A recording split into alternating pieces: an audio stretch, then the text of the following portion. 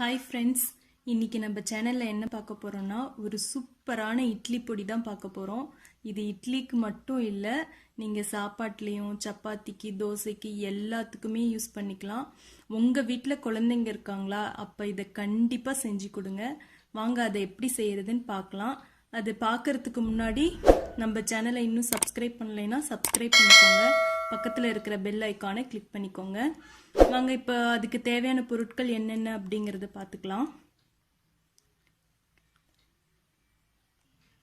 பாசிப்பருப்பு, உளுத்தம்பருப்பு, உங்ககிட்ட கருப்பு உளுந்து இருந்ததுன்னா அது யூஸ் பண்ணிக்கோங்க, அது இன்னும் பெட்டராக இருக்கும். நிலக்கடலை, பாசிப்பயிறு, பொட்டுக்கடலை, கொள்ளு, கடலைப்பருப்பு, மல்லி, துவரம்பருப்பு, எள்ளு, இங்கே பூண்டு கொஞ்சம் எடுத்து வச்சுருக்கேன். அப்புறம் பார்த்திங்கன்னா வரமிளகாய். இது வந்துட்டு காரத்துக்கு தகுந்த மாதிரி எடுத்துக்கோங்க. எங்கள் வீட்டில் குட்டீஸ் 2 பேர் இருக்கிறதுனால அவங்க காரம் அதிகமாக சாப்பிட மாட்டாங்க, அதனால் நான் கம்மியாக எடுத்திருக்கேன். இன்னொரு இன்க்ரீடியன்ட் இருக்குது, அது என்ன அப்படிங்கிறது நான் வீடியோ கடைசியாக சொல்கிறேன். வீடியோவை ஸ்கிப் பண்ணாமல் பாருங்கள்.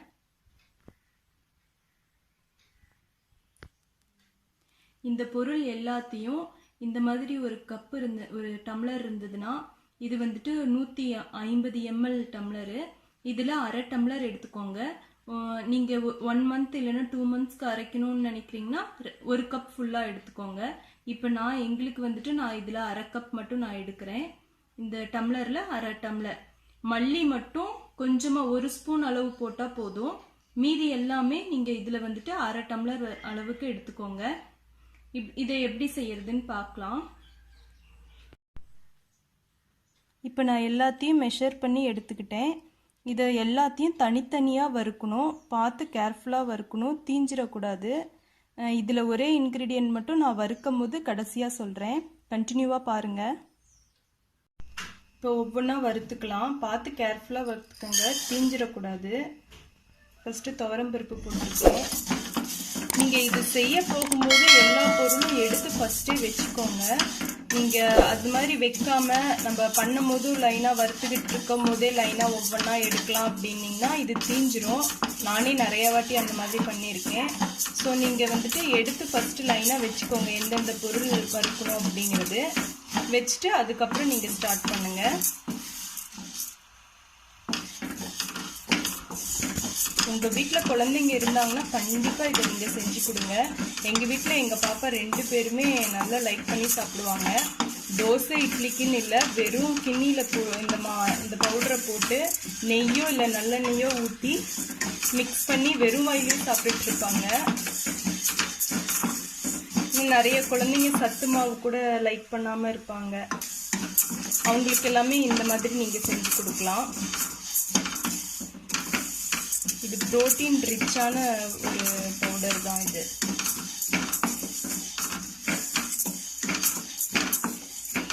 அதில் லைட்டாக கொஞ்சம் நல்லா ஹீட்டானா போதும்.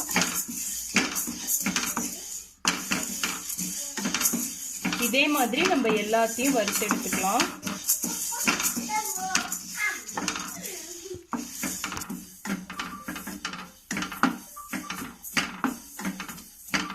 எள்ளு பண்ணும்போது கருப்பு எள்ளை யூஸ் பண்ணுங்க, வெள்ளை எள்ளெல்லாம் வேண்டாம், அதை விட இதுதான் நல்லது.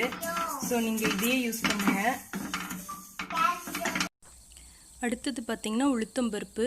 நீங்கள் உளுத்தம்பருப்பில் வெள்ளை உளுத்தம்பருப்போட கருப்பு எடுத்துக்கிட்டிங்கன்னா இன்னும் நல்ல ஸ்ட்ரென்த்தாக இருக்கும். இப்போ என்கிட்ட இல்லாததுனால நான் வெள்ளை உளுத்தம்பருப்பு எடுத்திருக்கேன். இதையும் நல்லா வறுத்துக்கலாம். நெக்ஸ்ட்டு ஃபைனலாக பூண்டையும் நல்லா வறுத்துக்கோங்க. தீயாத மாதிரி பார்த்து வறுத்துக்கோங்க. வறுத்துட்டு இதையும் எடுத்து வச்சுக்கோங்க. இப்போ ஃபைனலாக பார்த்திங்கன்னா எல்லாத்தையும் நம்ம வறுத்து எடுத்து வச்சிட்டோம். அவ்வளோதான். இப்போ நான் ஒரு சீக்ரெட் இன்க்ரீடியன்ட் இருக்குன்னு சொன்னல, அது என்னன்னு பார்த்தீங்கன்னா முருங்கைக்கீரை தான். முருங்கைக்கீரை வந்துட்டு எப்படி நம்ம ஃபுட்டில் சேர்த்துக்கலாம் அப்படின்ட்டு எங்கள் பாப்பா வேறு அதை சாப்பிடவே மாட்டா. பொரியல் செஞ்சு கொடுத்தாலுமே சாப்பிடவே மாட்டா. இதை எப்படி சேர்த்துக்கலான்னு யோசிக்கும் போது தான் இந்த ஒரு டிப்பு எனக்கு ஐடியா வந்துச்சு. என்னென்னு பார்த்தீங்கன்னா இந்த முருங்கைக்கீரையை நல்லா நான் ட்ரை பண்ணி வச்சுருக்கேன். ட்ரை பண்ணி நல்லா காய வச்சு வச்சுருக்கேன். நிழல்லையே காய வச்சு வச்சுருக்கேன். இதை நம்ம இதோடு சேர்த்து நம்ம அரைச்சி நம்ம குழந்தைங்களுக்கு கொடுக்கலாம். இப்படி கொடுக்கறதுனால டெய்லியுமே எங்கள் பாப்பா இதை எடுத்துக்கிறாங்க. இந்த பவுட்ரு எடுத்துக்கிறதுனால இதில் இருக்கிற அயன் கண்டென்ட் எல்லாமே ஹெல்த்தியானது. ஸோ நீங்களும் இந்த மாதிரி ட்ரை பண்ணி பாருங்கள். எனக்குமே பார்த்திங்கன்னா முருங்கைக்கீரை அவ்வளோக்கா பொரியல் எனக்கு பிடிக்காது. ஆனால் இதில் நான் சேர்த்து நான் செய்கிறதுனால நான் டெய்லியுமே எடுத்துக்கிறேன். இப்போ ஒரு கைப்பிடி அளவு எடுத்து போட்டு நம்ம இதையும் நல்லா வறுத்து விட்டுக்கலாம். நான் ட்ரை பண்ண எல்லா இதையும் நான் போட்டுக்கிட்டேன். எல்லா முருங்கைக்கீரையும் நான் போட்டுட்டு இதையும் நல்லா வறுத்து விட்டுக்கோங்க. உங்கள் வீட்லேயும் உங்கள் குழந்தைங்க முருங்கைக்கீரை சாப்பிடாமல் இருக்காங்களா? அப்போ நீங்கள் இதை கண்டிப்பாக நீங்கள் ட்ரை பண்ணி பாருங்கள். எங்கள் வீட்டில் நாங்கள் 4 பேருமே சாப்பாட்டில் இதை டெய்லியுமே போட்டு சாப்பிட்டுட்ருப்போம். ஃபஸ்ட்டு இந்த பவுடரை சாப்பிட்டுட்டு தான் நாங்கள் அடுத்தது சாம்பார் இந்த மாதிரிலாம் சாப்பிடுவோம். அப்புறம் பார்த்திங்கன்னா இன்னொரு டிப் என்னென்னா, நீங்கள் முருங்கைக்கீரையை ட்ரை பண்ணி ஒரு பாட்டிலில் போட்டு வச்சுக்கோங்க. போட்டு வச்சுட்டு நீங்கள் குழம்புல எல்லாத்துலேயுமே ஃபைனலாக நீங்கள் எப்படி கொத்தமல்லி தழை போடுறீங்களோ அதே மாதிரி இதையும் நீங்கள் லைட்டாக இப்படி க்ரஷ் பண்ணி நீங்கள் போட்டு நீங்கள் குழம்பு வச்சு பாருங்கள். செம்ம டேஸ்ட்டாக இருக்கும். டெய்லியுமே நம்ம முருங்கைக்கீரை எடுத்துக்கிற மாதிரியும் இருக்கும். அயன் கண்டென்ட் இதில் அதிகமாக இருக்குது. ஸோ டெய்லியுமே இதை நீங்கள் ட்ரை பண்ணி பாருங்கள். உங்கள் குழந்தைங்களுக்கு ஹீமோக்ளோபின் லெவல் கம்மியாக இருந்துச்சுனாலும் இதை நீங்கள் கொடுக்கலாம். இதையும் லைட்டாக பார்த்து வறுத்துக்கோங்க. ஆஃப் பண்ணிக்கலாம். இப்போ இது எல்லாத்தையுமே எடுத்துகிட்டு போய் பவுட்ரு பண்ணிட்டு வந்துடலாம். அண்ட் எங்கள் வீட்டோட ஹோம் டூர் கிச்சன் டூர் பார்க்கலைன்னா கீழே லிங்க் தரேன், போய் பாருங்கள். ஃபைனலாக இப்போ எல்லாத்தையும் நம்ம பவுட்ரு பண்ணிட்டோம். பவுட்ரு பண்ணுறதுக்கு முன்னாடி மிக்ஸி ஜார் ஃபஸ்ட்டு நல்லா ட்ரையாக இருக்கணும். பாருங்கள், எல்லாத்தையும் நல்லா அரைச்சாச்சு. லாஸ்ட்டாக உப்பும் பெருங்காயத்தூளும் வீடியோ மிஸ் ஆயிடுச்சு, ஆட் பண்ணிக்கோங்க. உப்பு தேவையான அளவு, பெருங்காயத்தூள் கொஞ்சோண்டு ஆட் பண்ணிக்கோங்க. இப்போ இது கொஞ்ச நேரம் ஆறட்டும். ஆறுனதுக்கப்புறம் ஒரு கிளாஸ் கண்டெய்னரில் போட்டு வச்சுக்கோங்க.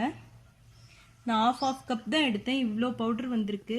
இது எங்களுக்கு ஒரு 15 days வரும். உங்களுக்கு அதிகமாக வேணும் அப்படின்னா நீங்கள் அதிகமாக போட்டு அரைச்சி 1 monthக்கு ஸ்டோர் பண்ணி வச்சுக்கலாம். பெரியவங்கலேருந்து குட்டீஸ் வரைக்கும் எல்லாருமே சாப்பிட்லாம். ரொம்ப நல்லாயிருக்கும். இப்போ எங்கள் பாப்பா இது ட்ரை பண்ணி பாப்பா எப்படி இருக்குன்ட்டு.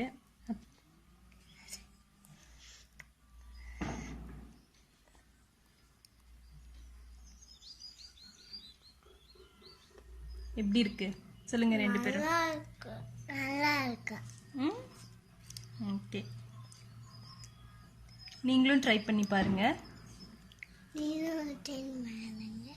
நீங்களும் ட்ரை பண்ணி பாருங்க. இது எனக்கு பிடிச்சிருக்கும். அவ்வளோதான் ஃப்ரெண்ட்ஸ். இதை நீங்களும் ட்ரை பண்ணி பார்த்துட்டு எப்படி இருக்குது அப்படிங்கிறத கமெண்ட்டில் சொல்லுங்கள். எங்களோட சேனலை சப்ஸ்கிரைப் பண்ணிக்கோங்க. பக்கத்தில் இருக்கிற பெல் ஐக்கானை கிளிக் பண்ணிக்கோங்க. Thank you friends.